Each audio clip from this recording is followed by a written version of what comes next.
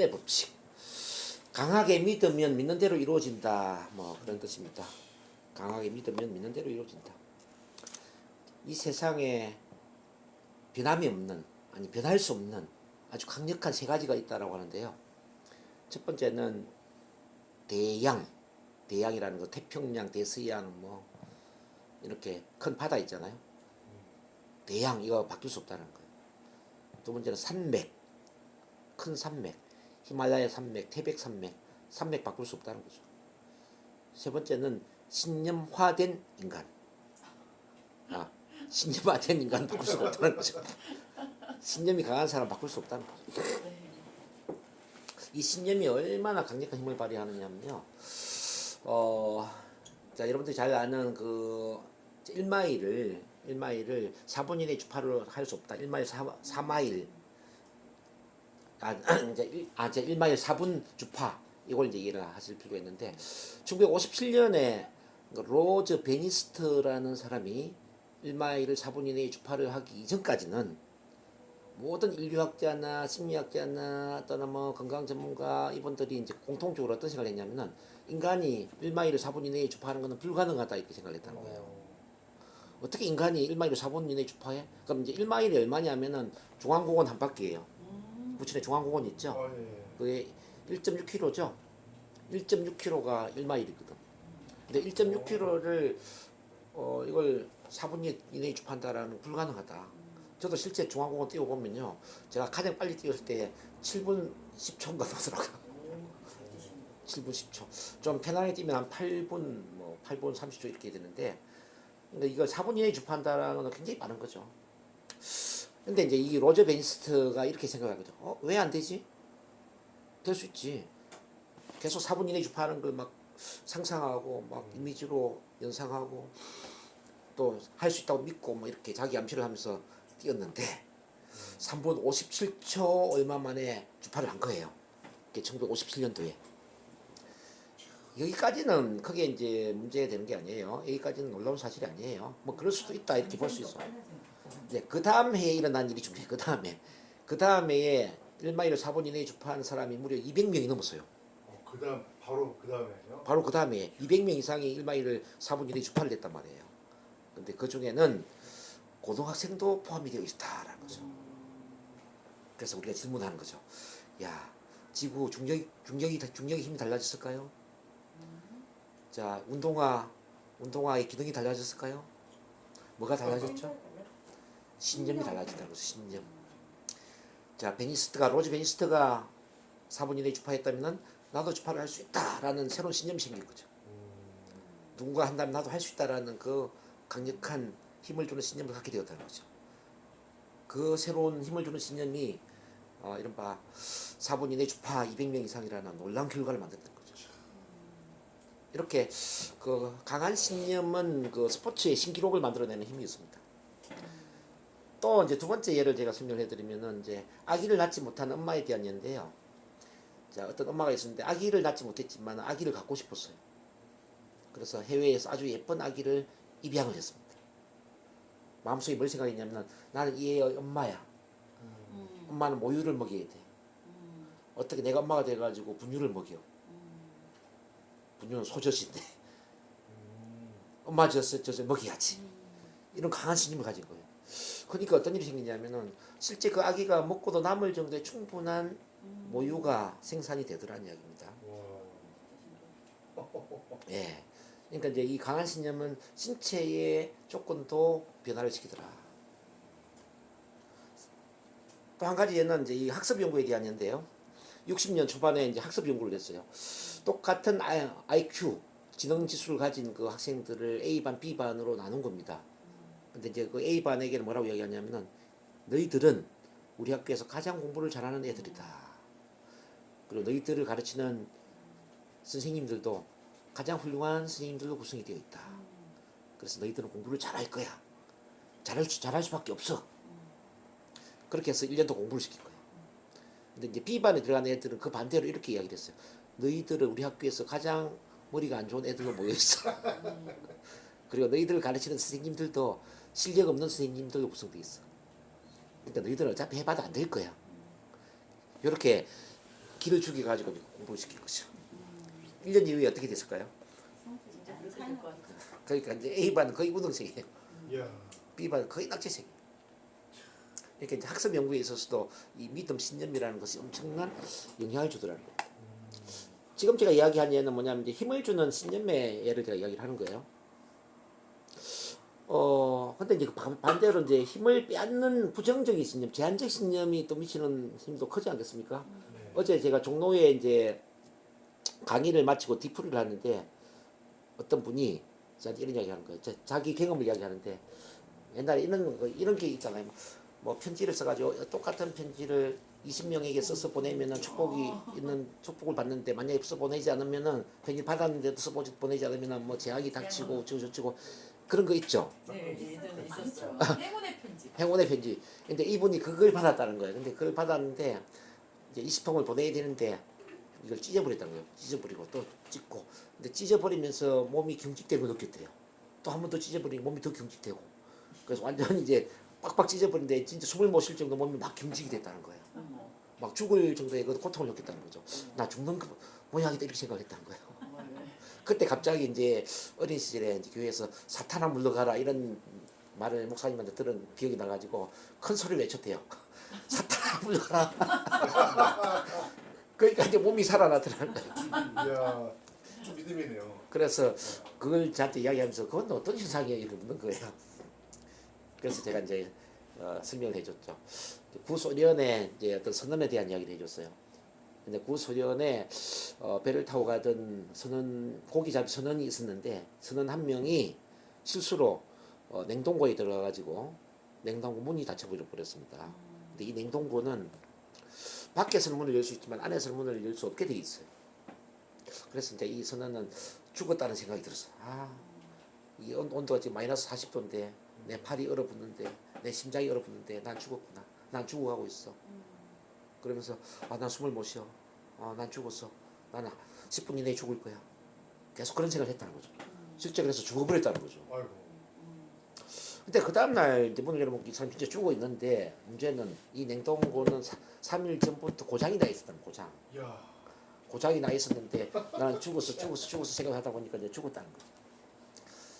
또 예를 하나를 더 제가 들었던 게 뭐냐면은 그 프랑스에는 그 단두대라는 게 있어요. 길로틴 사형을 시킬 때 이제 네네. 칼이 쫙 내려와서 목을 잘라버리면서 이제 사람 죽이잖아요. 지금 없어졌지만 아마 70년 중반까지 그 단두대 사형 제도가 있었던 걸로 저는 알고 있거든요. 근데 이 단두대를 가지고 사형수를 실험을 했는데 어차피 사형수니까 이제 실험 대상이 된 거죠. 그러니까 이제 목이 여기 있으면은 목 위까지 단두대 칼이 내려오도록 하면서 정지되게 만들었어요. 근데 칼이 내려오는 그 순간 뜨거운 물을 목에 이제 부어서 목이 잘리는 느낌을 준 거죠. 와. 그래서 이제 이 재수가 죽나 안 죽나를 실험을 한 거죠. 어땠을 것 같아요? 죽었어요. 죽었어 진짜. 왜 목이 안 잘렸는데도 죽었을까요? 그냥 잘릴 거라고 생각해서 이게 단두대 칼이 내려오는 소리를 듣는 순간에 나는 이미 죽었구나 이제 이런 생각을 한 거죠. 심장으로 심장이 죽었나 뭐 보다. 예. 뜨거우니까. 이미 내가 죽었구나 생각하는데 그 뜨거운 물까지 부었어. 피라고 생각 알겠죠. 그러니까 죽어버린 거죠 실제로. 이야. 이게 뭐냐면 이제 그 제한적 신념의 이제 부정적 효과인데요. 내가 죽는구나 그 생각이 스스로 죽음을 몰아가더란 이야기죠. 어제 이제 그분도 같은 맥락이죠. 내가 이게 행운의 편지를 써지 않았어 난 죽는구나. 찢으면서 진짜 몸이 얼어붙더래. 몸 긴기되면서. 이게 스스로 이제 그 신념을 이제 만들어내는 거죠. 이렇게 이제 부정적 신념은 생명까지 앗아갑니다. 뭐 암에 걸린 사람들 보면은 아까도 제가 설명을 했지만은 암에 걸리기 3년 전부터 이미 나는 죽고 싶어. 난 죽을 거야. 나 같은 건 살아서 무슨 의미가 있어. 이런 생각을 많이 했다는 거죠. 그래서 실제 이제 몸에 암이 생기는 거거든요. 그런 것처럼 이제 병도 제한적 신념에서 생길 수가 있다라는 거 그걸 말씀드립니다. 그럼 이 제한적 신념에는 세 가지가 있는데 어떤 게 있냐를 한번 이해를 하고 그것도 제한적 신념을 어떻게 바꿀 것인가를 생각해 보시면 될 것 같아요. 첫 번째 제한적 신념은 무력감이라는 거죠. 무력감. 무력감은 뭐냐면 남들은 할 수 있는지 모르지만 나는 할 수 없어. 남들은 강의를 잘할 수 있는지 모르지만 나는 강의를 잘할 수 없어. 이게 무력감이에요. 남들은 부자가 되었는지 모르지만 나는 부자가 될 수 없어. 남들은 성공을 했는지 모르지만 나는 성공할 수 없어. 남들은 100세까지 살 수 있을지 모르지만 나는 그렇게 오래 살 수 없어. 남들은 되는데 나는 안 된다고 생각해. 나는. 마치 이제 이거는 이런 것 같죠. 독수리를 그 닭장 안에서 부화를 시켜서 어미 독수리가 되도록 키웠을 때 독수리가 독수리라는 걸 모르는 거죠. 난 할 수 없어. 나는 할 수 없어. 날 수 없다고 생각하니 할 수 없는 거잖아요. 또는 뭐 독수리 외에도 그 저기 그 어떤 게 있냐면은 그 어떤 실험이죠? 저 코끼리. 코끼리 새끼 코끼리를 아프리카에서는 이제 큰 나무 둥지에 줄을 밧줄로 묶어 두는데 그러다 보니까 이제 도망가려고 시도할수록 계속 뒷다리를 끌어당기겠죠. 그러면서 큰 어미 코끼리 되었을 때는 이제 서커스단에 작은 쇠말뚝에 박아둔다는 이야기죠. 그렇지만 도망을 못 가는 이유가 뭐냐 그지? 어, 20년 나는 도망갈 수 없다라는 신념을 갖고 있는 거죠. 그러니까 학습된 무력감이라고 이야기합니다. 무력감. 우리 마음 안에도 그런 학습된 무력감이 있을 수가 있거든요. 야, 내가 한 번도 사람을 치료한 적이 없는데 내가 어떻게 치료를 할 수 있지? 한 번도 내가 멋진 강의를 한 적이 없는데 어떻게 내 강의를 할 수 있어? 난 할 수 없어. 한 번도 내가 월 1,000만 원 이상을 벌어본 적이 없는데 어떻게 1,000만 원 이상을 벌지? 내가 정치를 해본 적이 없는데 어떻게 정치를 할 수 있어? 내가 어떻게 난 못해? 뭐 이런 부정적인 믿음이죠. 인간은 무한한 가능성이 있는 거죠. 그래서 이제 남들이 한다면 내가 왜 못해? Why not me? 난 왜 안 되지? 누군가 한다면 나도 할 수 있지. 그래서 NLP 전제에서 아주 중요하게 다루는 게 뭐냐면 탁월성 모델링이 될 수 있다는 거죠. 탁월성 모델링이 될 수 있다. 즉 누군가 한다면 나도 할 수 있다. 이 세상에 나와 똑같은 꿈을 가진 사람이 꿈을 이루었다면 나도 그 꿈을 이룰 수 있고, 자 나보다 더 열악한 상황에서 특히 그 꿈을 이루는 사람이 있다면 더더구나 나는 그 꿈을 반드시 이룰 수 있다라는 거죠.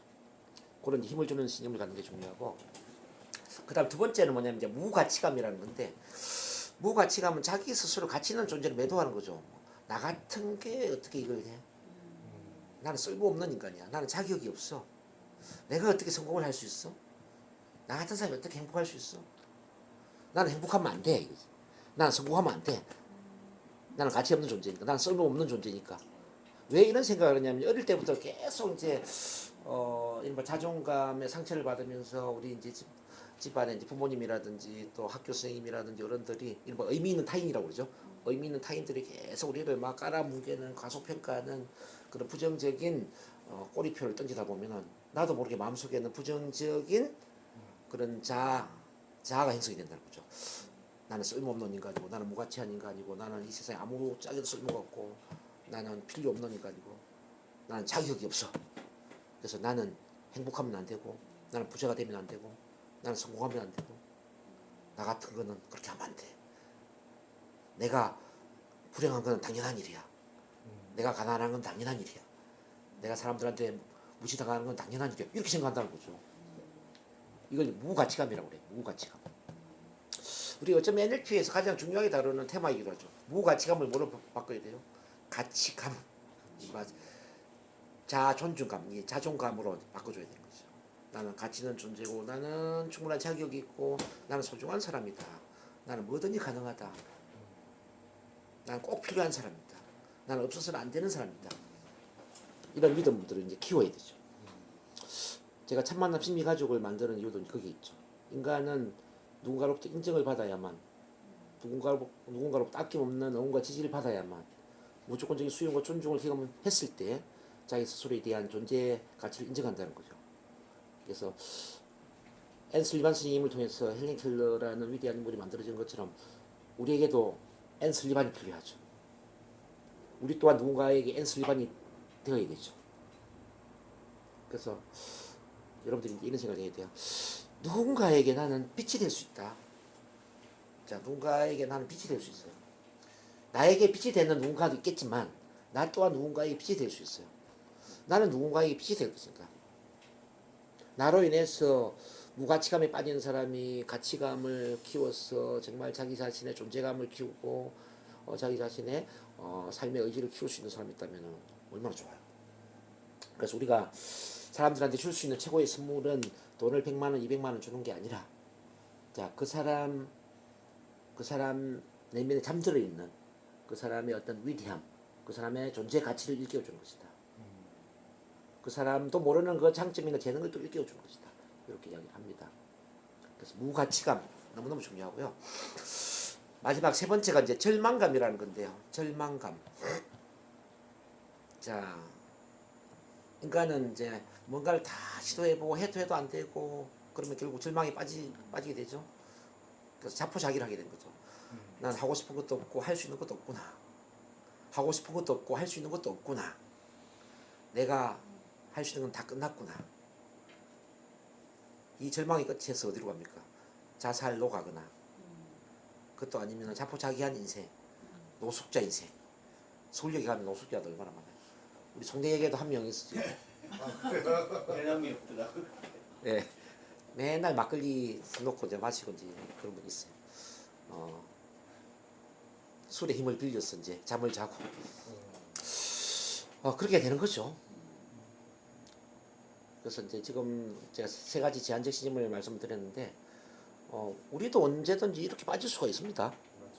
뭐 여러 시도를 했는데 모든 시도한 것이 물거품이 되었을 때에 인간은 절망감으로 빠집니다.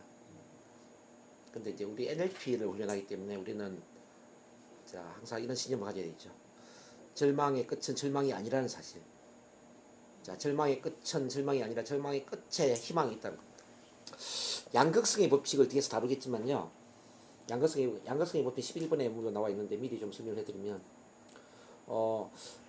우리가 언뜻 보기에 정반대로 보이는 것이 사실은 같은 에너지라는 거예요. 절망과 희망은 정반대로 보이잖아요. 절망, 희망이 같은 에너지라는 겁니다. 실패와 성공이 정반대로 보이잖아요. 실패와 성공이 같은 에너지라는 거죠. 그래서 실패의 크기와 성공의 크기를 정비례한다. 실패한 만큼 성공한다는 얘기입니다. 또 예를 들어서 미움과 사랑도 마찬가지요. 옛날에 동숙의 노래라는 노래가 있었어. 너무나도 그님을 사랑했기에 뭐 외로움이 돼서 주고 이제 살인을 한 거지. 너무 미움이 커가지고. 근데 미움하고 사랑은 같은 에너지로. 사랑이 컸기 때문에 미움도 큰 거죠. 이해되시나요? 그래서 이제 미움 끝에 사랑이 있는 것이고 실패 끝에 성공이 있는 것이고 절망 끝에 희망이 있는 것이다. 우리가 그래서 이제 이 절망감을 희망감으로 바꿔야 됩니다. 희망감, 이른바 꿈, 비전, 사명으로 연결시켜야 됩니다. 꿈, 비전, 사명, 삶의 의미를 찾아줘야 됩니다. 뭐 아우슈비츠 수용소에조차도 의미가 있는 사람 살아나왔지 않습니까? 우리 빅터 프랭클이 연구를 해보니까 살아나온 사람들의 공통점은 그 수용소 안에서 의미를 추구했던 사람이에요. 여기서 하단에 꽃몽우리가 있어. 꽃이 이제 피려고 해. 그럼 이제 어떤 사람이 이런 생각을 해요. 나는 내일 아침에 일어나서 이 꽃이 피어난 것을 반드시 보고야 말겠어. 이 의미를 추구한 거예요. 이 사람 살아나오더라는 이야기죠. 또 이제 이 수용소에서는 뭐 베토벤의 뭐 운명교향곡이나 이렇게 뭐 음악을 틀어주지 않았겠죠. 근데 이제 어떤 사람은 음악에 대한 이제 이런 의미를 추구했죠. 나는 반드시 살아나가서 베토벤의 운명교향곡을 반드시 나는 들어보고 싶겠어. 이런 의미를 추구하는 거예요. 그래서 이제 무슨 이야기냐면은 아무리 비참한 상황 속에서도 의미는 있다. 즉 아무리 큰 절망 속에서도 의미가 있다는 이야기. 우리가 의미를 찾으면은 죽을 수 없는 겁니다. 그러면 이제 이 의미는 어떻게 찾느냐 이렇게 질문해야 돼요. 어제도 제가 이제 서울에서 강의할 때 이야기를 제가 강조했는데 지금은 욕망 중심의 삶에서 의미 중심의 삶으로 옮아가는 전환점입니다. 욕망 중심의 삶을 살아서는 인간은 행복할 수 없다는 거죠. 아무리 많은 돈을 벌고 아무리 내가 뭐 많은 걸 소유하고 아무리 그 출세를 하고 사회적으로 이름 있는 사람이 되었다 하더라도 이게 행복을 가져다 주지는 않더라는 거죠. 이건 욕망이거든. 그러니까 뭐 어떤 부, 명예 이런 거 있잖아요. 이거는 이제 욕망 중심인데, 근데 의미는 뭐냐면은 이런 거예요. 의미는 욕망은 내 삶에서 내가 이루고자 하는 거잖아요. 내 삶에서 내가 이루고자 하고 내가 하고자 하고 내가 가지기를 원하는 이게 욕망이잖아요. 근데 의미는 뭐냐면은 삶이 나에게 어떻게 살아라고 요구하는 거야. 자, 이렇게 질문해봐요. 내 삶이, 내 인생이 나에게 어떻게 살아라고 요구하고 있는가? 이런 질문을 한번 해보시라고요. 나의 삶이 나에게 어떻게 살아라고 요구하고 있는가? 내가 삶에게 질문하는 게 아닙니다. 삶이 나한테 질문하는 겁니다. 삶의 질문을 받아보라는 겁니다. 이게 이해가 되시나요? 예. 이해는 가요. 네, 이해만 가면 안 되고요. 삶의 질문을 받으라는 거지. 내가 삶의 질문하는 게 아니야. 보통 사람들은 삶에게 질문하지. 나는 이런 걸 이루고 싶어요. 이런 걸 가지고 싶어요. 이건 삶에게 질문하는 거야. 근데 삶이 반대로 나에게 질문하는 거지. 내 삶이 나에게 어떻게 살아라고 요구하고 있는가. 이게 첫 번째 질문이라면, 두 번째 질문은 뭐냐면요. 이 세상 어딘가에 나의 도움을 필요로 하는 사람이 있다면은 그는 누구인가? 이렇게 질문하면 또 막연하게 생각하는 사람이 있어요. 자, 우리 안에 가족이 있고 가족 안에 아들, 딸이 있지 않습니까? 근데 이 세상 속에서도 내 아들, 딸과 같은 그런 가족이 있다니까요. 여러분, 가족 안에만 아들, 딸이 존재하는 게 아니에요. 세상 속에서도 아들, 딸이 존재한다는 거죠. 세상 속에 내 부모님과 같은 존재가 있고요. 내 아들, 딸과 같은 존재가 있어. 이 사람들 우리는 헌신 대상이라고 그래요. 헌신 대상. 네. 세상 속에 내 아들, 딸을 위해서 난 무엇을 하고 싶은가? 세상 속에 내 부모와 같은 사람들을 위해서 난 뭘 하고 싶은가? 이게 바로 의미라는 거예요. 사람들이 이 질문을 안 따지죠. 그냥 나 개인적으로 혼자 잘 먹고 잘 살자. 우리 가족끼리만 잘 먹고 잘 살자. 이 선에서 이제 생각을 멈춰버린다는 거죠. 근데 아무 생각 없어요. 우리는 가족에 속해 있지만은 직장에 속해 있고 지역사회에 속해 있고 국가에 속해 있고 세상에 속해 있고 우주에 속해 있잖아요. 우주의 에너지 장으로 본다면은 우리는 우주의 에너지의 일부잖아요. 그렇지 않나요? 꼭 내가 낳아야만 아들, 딸인가? 그건 아니거든. 그럼 세상 속에 내 아들, 딸과 같은 그 소중한 사람이 누구 있냐? 자, 저는 감히 이제 몸과 마음, 영혼에 상처와 아픔이 있는 사람들이죠. 저는 좀 눈물이 많은 사람도 좋아하고요. 아픈 사람도 좋아하고, 제가 손잡아주면 좀 좋아질 수 있는 사람 좋아하지. 여기 이제 이 세상 속에 나의 아들, 딸과 같은 존재죠. 그 성각자들은 자기 가족과 가족 밖에 이 경계를 없애버립니다. 원래 성각자들은.